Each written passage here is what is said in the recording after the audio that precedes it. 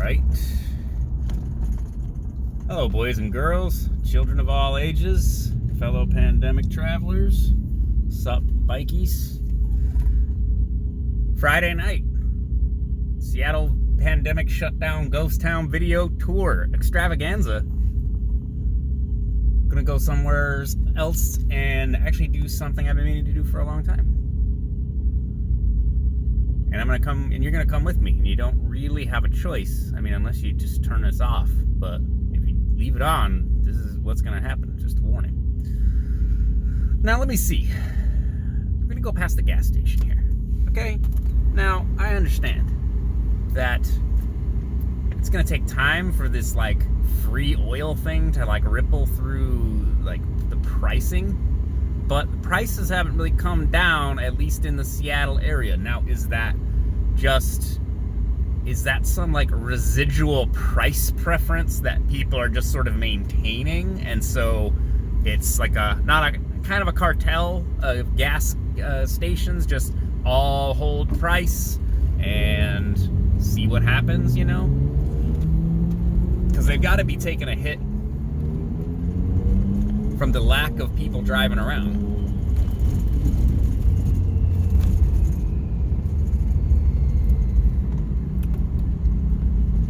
Oh, God in heaven.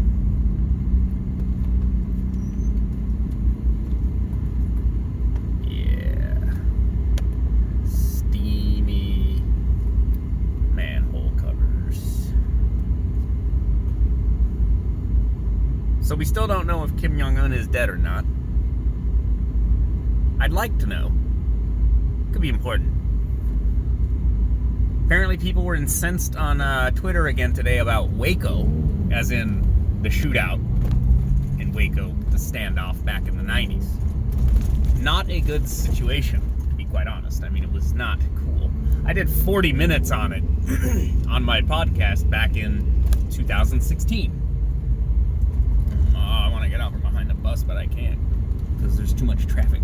There shouldn't be this much traffic. I understand it's Friday.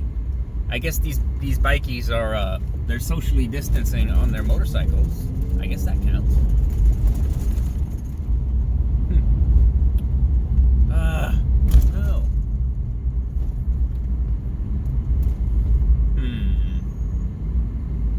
Well, okay. So again, a homeless took a dookie next to my building.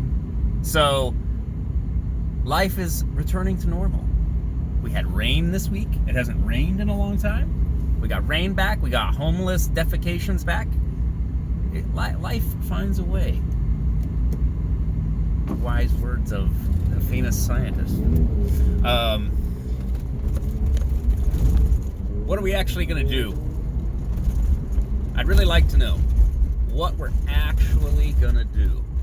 Because I am concerned about, well, how about this? Let's try this out. So, the UN reported, anyway, that we could be looking at widespread global famine. And we don't really know what that means.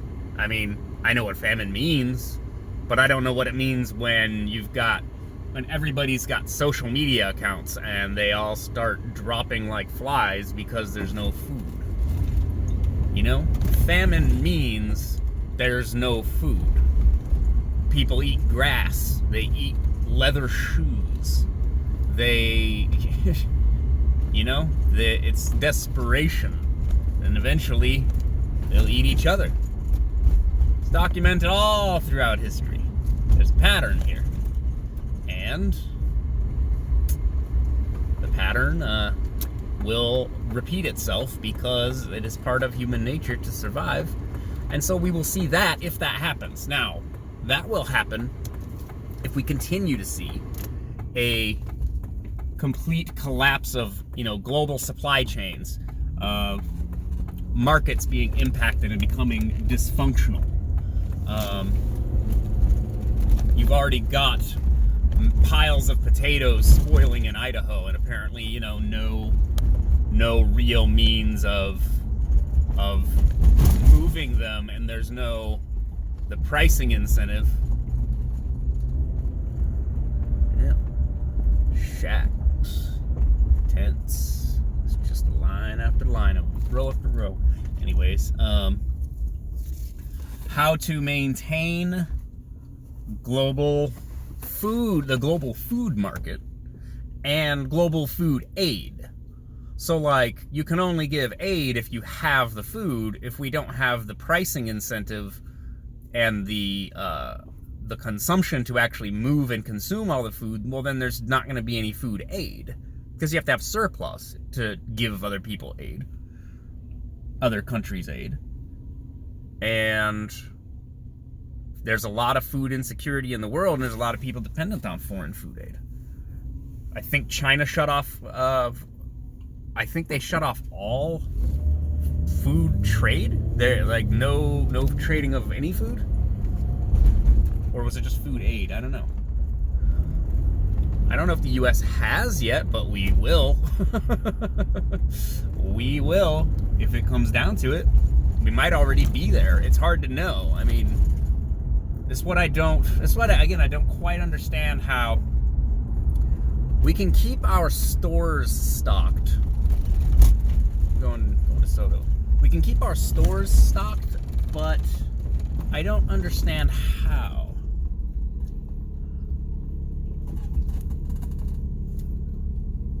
More people on this bus. Again, it's a Friday night. Are these essential staff? Are they homeless?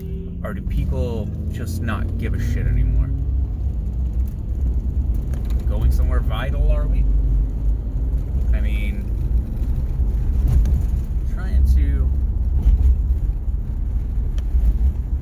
trying to figure out where everyone's at on this thing, you know?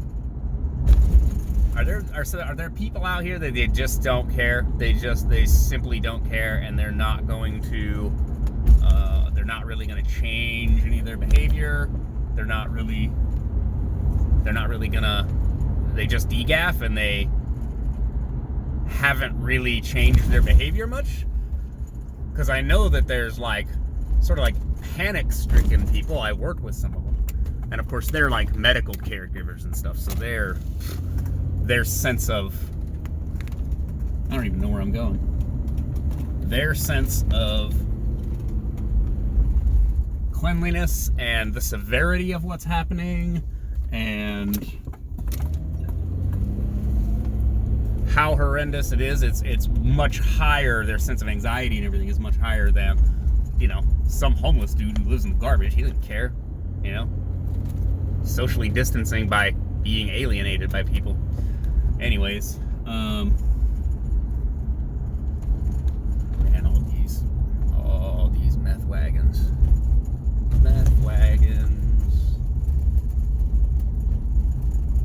Technically they're a domicile, I suppose. Better than sleeping in a tent or on the ground. I don't know why I came down here. I wasn't trying to show you the dregs of Seattle.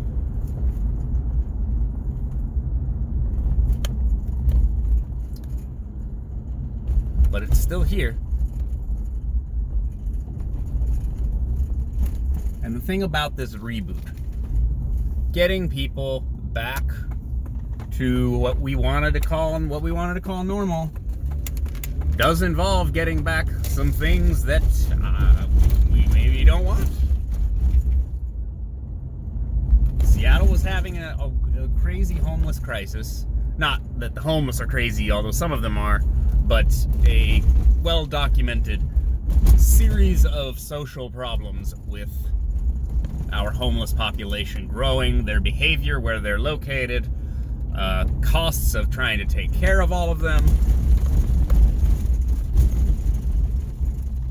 As you can tell, our streets are beat to shit. And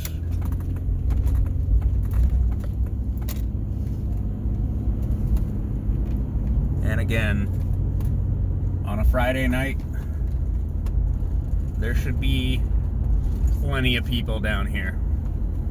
Showbox should be packed, having shows.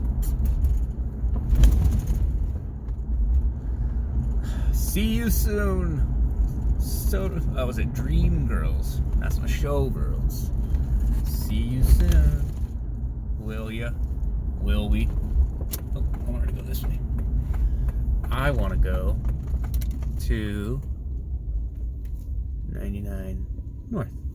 Yeah. It's been years. Well, it's been, I think, a year and a half since the Bertha Tunnel was finished. Now, I bitched about the cost overruns. I laughed at the complete the debacle that the thing was. It was a big long thing. Years and years and years of is it this way? Years and years of cost overruns and delays and secondary problems from digging this giant tunnel underneath downtown Seattle in order to make the Bertha Tunnel. And then I've never been through the Bertha Tunnel. So come through the Bertha Tunnel with me. Here we go. This was dug out by a giant whirligig boring machine thing that turned the gravel and stuff that it ground up into the concrete and made panels and it placed the panels itself as it went along. So it basically dug a tunnel as it